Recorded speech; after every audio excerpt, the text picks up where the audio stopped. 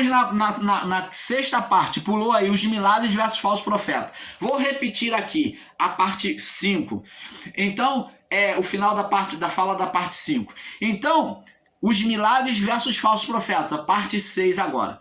Então, nós falávamos da mulher do fluxo, que ela, por meio da fé, ela atraiu, ela puxou para si o poder de Deus para ela.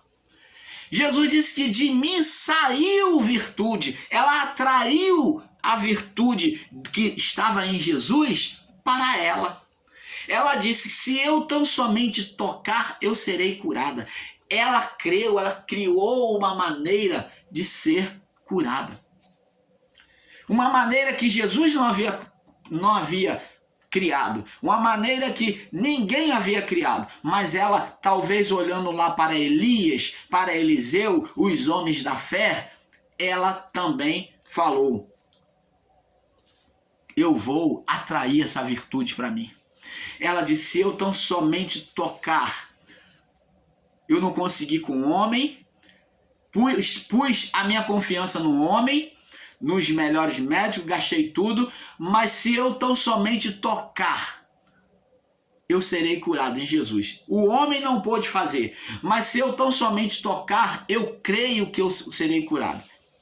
E olha que ela não podia nem estar ali, mediante a condenação da lei. Ela era uma mulher impura. Então preste atenção, quando ela toca em Jesus, Jesus fala, quem me tocou? E os discípulos olham para Jesus e falam, mestre, a multidão te aperta, te oprime, e o Senhor vem dizer, quem me tocou? É claro que todo mundo te tocou. Jesus falou, não, eu senti que alguém me tocou. Olha, ela se destacou entre todas as pessoas que estavam ali tentando tocar em Jesus, tocando em Jesus. Mas só ela conseguiu no meio daquela multidão. Ela atraiu para si. Jesus disse, alguém me tocou porque senti que de mim saiu virtude. Saiu virtude. Foi tirado virtude. Foi subtraído a virtude. Saiu de mim para ele ou para ela. Então Jesus falou que foi tirada a virtude dele. E então, Jesus falou, alguém me tocou. Então, ela vendo que não podia, diante da pergunta de Jesus se coisa e ela havia sido curada, ela não podendo se ocultar, ela disse, mestre, fui eu. E Jesus falou, ó mulher, vai em paz, vai em paz. Ó, ele não condenou, ele falou, não, você não podia ter me tocado, porque você estava impura. Não, ele falou, vai em paz, grande é a tua fé. Vai em paz, grande é a tua fé. Então, demonstra para nós que que o reino de Deus, que é chegado, como Jesus disse, é chegado a vós o reino de Deus, que era ele mesmo, estava por meio dele mesmo sendo representado aqui na terra. O reino de Deus é alcançado por meio da fé. Jesus falou, desde João Batista até agora, o reino de Deus é alcançado por meio da força, da fé. E só os que se esforçam, como aquela mulher do fluxo, é que se apoderarão dele. Então, se não há fé, meu amigo, você não vai ver o milagre. Você pode continuar aí pregando que não existe cura, que não existe libertação, que Deus não fala mais, que Deus não faz sinais sobrenatural. Você pode falar a abobrinha que você quiser. A asneira, vou falar assim de forma bem grotesca, pode ensinar as asneiras que você quiser. Pode ir contra a palavra. Porque Deus não vai se revelar a você mesmo, porque você é incrédulo, você é cético, você é ateísta. Então fale a balela que você quiser no seu canal. Você é livre para isso. Porque o reino de Deus só se manifesta a pessoas espirituais. Como Paulo disse, os que são da carne cogitam as coisas da carne, os que são do espírito cogitam as coisas do espírito. Não vai o homem carnal jamais compreender, como ele falou para Nicodemos. Você só compreende as coisas da carne, Nicodemos. Você tem que nascer do espírito. Você vai ser literal. Enquanto você for literal, você não vai enxergar as mensagens espirituais na palavra. Jesus disse: esses sinais seguirão somente aos que creem. Em meu nome expulsarão demônios. Expulsão de demônios segue, vai seguir, vai vir junto, vai estar sempre com aquela pessoa que crer na manifestação espiritual do reino. E o que é a manifestação espiritual do reino? É a provisão de Deus em meio às dificuldades desta vida, é não estar se apoiando sobre o governo político, não estar confiando em homens. O governo político é coisa humana, irmãos. Jesus disse: dai a César o que é de César. Vive o governo humano, se obedeça ao governo humano, mas não se estabeleça nele. E diga, e a Deus o que é de Deus. Então, para você ter a manifestação espiritual do governo espiritual, do reino de Deus, você tem que dar a Deus o que é de Deus, que é a sua fé, a obediência à palavra e a sua fé. Senão, você vai sofrer no mundo, você vai sofrer as consequências do mundo. E existe muitos filhos de Deus aí sofrendo as consequências do mundo, muitos que são da fé, que até estão querendo realmente estar vivendo o reino de Deus e não estão. Por quê? Porque estão sendo ensinados errado, estão se apoiando e confiando em homens, em política. Como foi aí uma vergonha? As consequências estão aí. Homens mentirosos. Então, abençoados, nós temos que colocar a nossa esperança no reino de Deus, que é o reino espiritual, no sobrenatural, que é ajuda, que você não tem como explicar como é que ela vem, que é a provisão de Deus, não tem explicação de onde veio o pão, de onde vem nosso pão, de onde vem nosso peixe, de onde vem a cura, o sobrenatural, como que o câncer vai sair, como que aquela cura vai acontecer. Como que os ossos vão se formar dentro de nós? Como vai haver a recuperação? Como que a vida vai voltar ao corpo? Não tem explicação, porque é manifestação sobrenatural de Deus. É isso que o canal Luzes da Graça vem tentar buscar ressuscitar no seu coração. Essas verdades, para você crer no sobrenatural de Deus. Não permita que roubem de você esse entendimento do sobrenatural. Porque se você tirar Deus da sua vida, não te resta mais nada, meu irmão. Você é a pessoa mais pobre e miserável desta vida. Se você não crer no sobrenatural, na ação de Deus na sua vida, neste mundo, então você é o homem mais pobre e miserável. O próprio Paulo disse: se esperamos de Deus somente nesta vida, somos os mais miseráveis. Então, temos que crer em Deus na vida do porvir. Temos que crer no sobrenatural. A nossa fé tem que estar no sobrenatural, no mundo espiritual. Ah, mas irmão Paulo, doença não foi feita para dar em poste. É muita ignorância, né? A doença Deus não colocou para dar em poste, nem Deus colocou no homem. A doença, o homem, o primeiro Adão, trouxe na carne e nós carregamos. Mas por meio da fé, nós, exercendo a nossa fé, podemos crer e Deus pode operar sim. Agora, não estamos aqui ensinando que você pode mandar em Deus, que a hora que você bem quiser, é que é a hora que Deus vai fazer. Não, nós não estamos aqui ensinando o autoritarismo da fé. A fé, ela anda debaixo da obediência à palavra. Lembra lá, Abacuque? Ainda que a oliveira não floresça, ainda que não haja fruto na videira, e a oliveira não floresça, o Senhor continuará sendo o meu Deus, o meu Salvador. Se Deus fizer, Ele é Deus. Se também não fizer, Ele é Deus. Mas o que nós temos que, diante de um escape, diante de uma solução e uma morte, qual que você vai correr? Para o escape.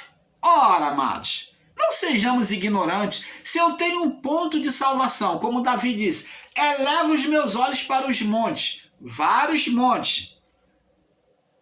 De onde é que vai me vir o socorro? Davi preferiu não confiar nos montes, mas ele preferiu confiar no Senhor. Se você tem um ponto de salvação, que é Jesus, crer na palavra, no Evangelho, e exercer a fé por meio de Cristo, e você tem uma doença, está sendo levado à morte, qual que você prefere? Vai colocar a fé. Ou você vai falar, não, eu vou morrer mesmo, então não vou fazer nada, não vou crer. Deus não existe. É pura ignorância. Você está agindo como rei Asa, como falamos na parte 4 aqui da série. Você está agindo como rei Asa. Está doente dos pés e não busca a Deus, vai morrer. Se o próprio Ezequias, quando sentenciado pelo próprio Deus, que disse, põe em ordem a tua casa, falou por meio do profeta Isaías, porque tu vai morrer, Ezequias, põe em ordem a tua casa, tu vai morrer. O próprio Deus, e olha que a palavra de Isaías era considerada, Isaías era um profeta de respeito. Ezequias deve ter até se estremecido quando ouviu Isaías, entrou nos palácios reais e veio falar com ele. E ele então, Isaías disse, ó, põe em ordem a tua casa porque tu vai morrer e não viverás. Olha, falou em verdade e em verdade, por 2 vezes, morrerás e não viverás. É palavra absoluta. Palavra verdadeira, palavra de pacto. Olha, você põe em ordem a tua casa porque tu morrerás e não viverás. Morte 2 vezes. Morrerás e não vai ressuscitar. E o que Ezequias fez? Opa! Responde para nós, vocês sabidão aí que diz que Deus não cura. Ezequias, com humildade, ele não foi com ousadia, se sentindo tal, foi brigar com Deus, não, como ensinam aí, não, ele não foi pleitear com Deus, ele foi com humildade, que ele se apresentou diante de Deus, caiu de joelho ali e falou com Deus, Pai, Senhor, lembra que andei diante de ti com integridade e inteireza de coração durante todo o meu reinado. E ele chorou, ele falou aquilo com humildade, chorando, ele não estava cobrando, ele pediu, ele clamou misericórdia.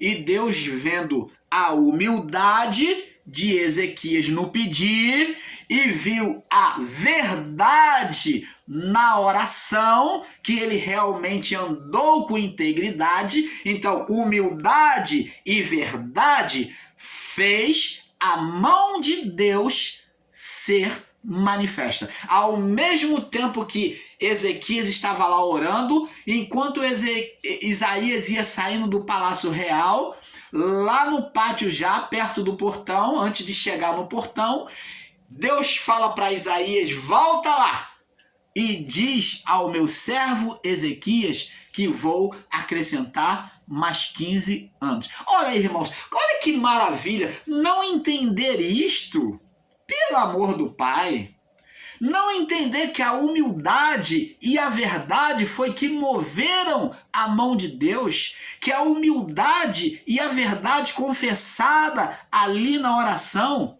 foi que moveu a mão de Deus. Como o próprio João disse, olha só o que João disse, lá em 1 João. Se confessarmos os nossos pecados, humildade, confissão de pecado, é humildade. Se confessarmos os nossos pecados, ele é fiel e justo para nos perdoar e nos purificar de toda injustiça. Foi o que Ezequias fez. Ele foi humilde e falou a verdade.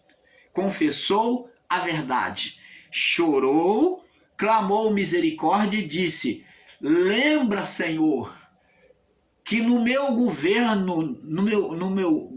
de reinado, eu tenho andado diante de ti com integridade e com inteireza de coração. Por favor, se o Senhor pode, me acrescenta mais uns dias. E Deus foi lá, não foi Ezequias que pediu, me dá mais 15 anos, não. Deus quem determinou mais 15 anos. Quem foi o absoluto nisso tudo? Deus. Ninguém está aqui ensinando que o homem, através da oração, muda Deus. Não. Ezequias não mudou Deus, mas ele foi mudado por Deus. Mudado por Deus de duas formas. Aí você vai lendo a história para entender o contexto. Porque esses 15 anos, Deus mostra que ele quer sempre o melhor para nós. E o que Ezequias pediu, o melhor de Deus, o melhor de Deus para Ezequias era que a vida dele terminasse ali, naquele momento.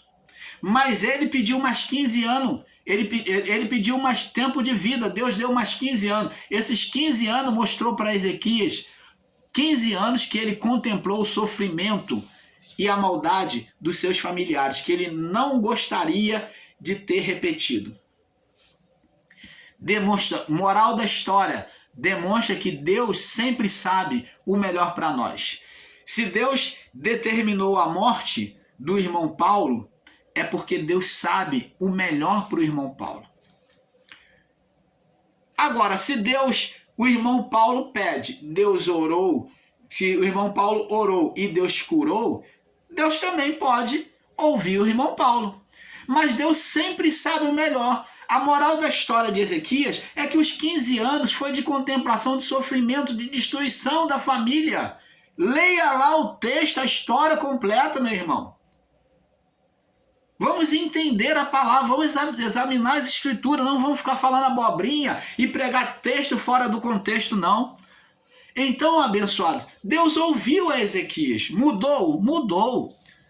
Aí diz aqui, em meu nome expulsarão demônios, esse sinal segue aos que creem. Vem seguindo, expulsar demônio, quem crê em Jesus expulsa demônio, fala novas línguas. Que novas línguas são essas? Ai, irmão Paulo, esse falar nova língua não vai dizer que é falar em língua dos anjos. Porque o falar em língua aqui é língua estrangeira. Nada a ver. Esse nova língua é língua nova. É comparado a uma língua lá do período de Babel. Uma língua desconhecida. Esse nova língua está apontado para o período de Babel, lá de Nimrod. Nova língua, língua diferente. Foi a mesma língua que trouxe a confusão, a divisão dos povos, mas que agora vem unir todos ao mesmo espírito. Uma língua que outrora dividiu os espíritos, quer dizer, os entendimentos, aonde as vidas já não se entendiam e se separaram, dividiu os espíritos, as vidas, as almas, cada uma foram para um lado dos trabalhadores. Então agora essa língua vem unificar em um só espírito. Aqui essa nova, e falarão em novas línguas, é língua dos anjos, sim. Se alguém ensina para você de forma diferente, como nós já ensinamos, está erroneamente equivocado. Não está sendo verdadeiro. Esse ensino de que essa língua não seja a língua dos anjos é maligno. Isso daqui não é língua estrangeira. Não se engane, não se deixe ser enganado. No próximo vídeo, após essa série agora, nós vamos entrar de novo nesse assunto e vamos mostrar categoricamente que as línguas dos anjos não foi retirada de nós. Elas estão sendo impedidas, estão tentando engessar, estão sendo engessadas em graça, nos ensinos em graça. Mas esse ensino que eles estão fazendo aí é maligno e diabólico. Não pode ser impedido, porque é língua dos anjos e não línguas estrangeiras. Inclusive a ensinada por Paulo lá em Corinto, 1 Coríntios 14. Nós vamos falar sobre isso também. Na próxima série, vamos esmerilhar esses enganos em graça. Vamos esmerilhar esses enganos em graça. Então, se você quiser, fique conosco, nos acompanhe nessa próxima série e você vai entender e você vai dar razão ao que o canal está ensinando aqui. Falarão novas línguas, que é a língua dos anjos, ó, sinal daquele que crê. Primeiro ponto, ó, expulsão do demônio, falar em línguas. Então, junto com o poder, o falar em línguas está junto com a manifestação dos poderes. Expulsar demônio, falar em línguas, curar, ó. Pegar nas serpentes, fala sobre o domínio do mal, dos espíritos malignos. Pegar nas serpentes, isso aqui não é literal, é domínio sobre os espíritos malignos no homem, que é a representação da serpente, que é o espírito mal. E se beberem alguma coisa mortífera, não lhe fará dano algum. Isso daqui não significa beber veneno, mas significa de ensinos malignos que estão sendo ensinados aí. Que aqueles que creem não se deixarão ser envolvidos, ainda que eles por algum tempo são envolvidos no engano, mas que a fé deles iriam conduzir eles à verdade de Cristo. Você está entendendo? Olha que maravilha! A fé não deixa a pessoa ser enganada. Aqueles que creem vão ver a manifestação de Deus e não vão se deixar beber o quê? Veneno, coisa mortífera, não vai fazer dano algum aos que vivem a fé no Evangelho de Cristo. Porão as mãos sobre os enfermos, ó, e os curarão. Que maravilha, né? Então, abençoados, vamos ver aqui mais referência. Olha só o que diz aqui no livro do Salmo 42. Salmo 42. Vamos agora pegar outras referências aqui. Vamos voltar agora, avançar um pouquinho mais. Salmo 42. Somente o verso 11. Olha só, a palavra nos ensina a crer em Deus. Olha só o que disse o salmista, ó. Por que estás abatida, ó minha alma? Ó, salmista levantando a fé, ó, dele, ó. Por que estás abatida, ó minha alma? Por que te perturba dentro de mim? Por que perdeu a esperança, a fé? Por que tu perdeu a fé, ó minha alma? Minha alma, minha alma. Por que tu perdeu a fé, que é a vida, né? Por que te perturba dentro de mim? Olha, ele responde, espera em Deus, pois ainda o louvarei. Tenha esperança em Deus, confia em Deus. Pois ainda o louvarei, o qual é a salvação da minha face, o meu Deus. Você está vendo, abençoados? Jesus também falou da mesma forma, dizendo, não turbe o vosso coração, crede em Deus. Jesus falou para o pai daquele jovem lunático, disse, ele falou assim, crês tu que eu possa fazer isso? Ele disse, Senhor, me ajuda na minha falta de fé. E ele disse, crês tu que eu posso fazer isso? E ele falou com lágrimas nos olhos, eu creio, Senhor, me ajuda na minha pouca fé. Você está vendo que a fé é que manifesta o poder de Deus? Agora, nem o fato de manifestar o milagre não significa dizer que a pessoa está vivendo uma conduta correta diante de Deus. Existem aqueles que são falsos profetas, que estão fazendo sinais porque eles têm uma fé no Evangelho, porém não vivem o Evangelho. Esse é considerado um profeta falso, que ele prega, mas não vive. Por isso que Jesus falou para não ser igual os escribas e fariseus. Fazei tudo que ele vos disserem, mas não sejais como eles. Não, lá em Mateus 5. Não sejais como eles. Aprendei tudo que ele vos ensina, mas não sejais como eles. São os falsos profetas. Os falsos profetas é aquele que eles são uma árvore infrutífera. Por isso que ele disse, pelo fruto se conhece a árvore. Não se colhe uva de espinheiros, nem figo de abrolhos.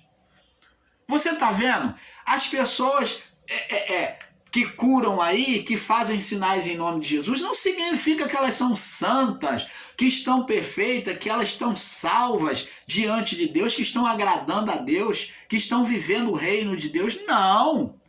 Elas apenas estão apresentando uma fé. Às vezes elas estão curando os outros em nome de Jesus, mas não curam a si mesmo.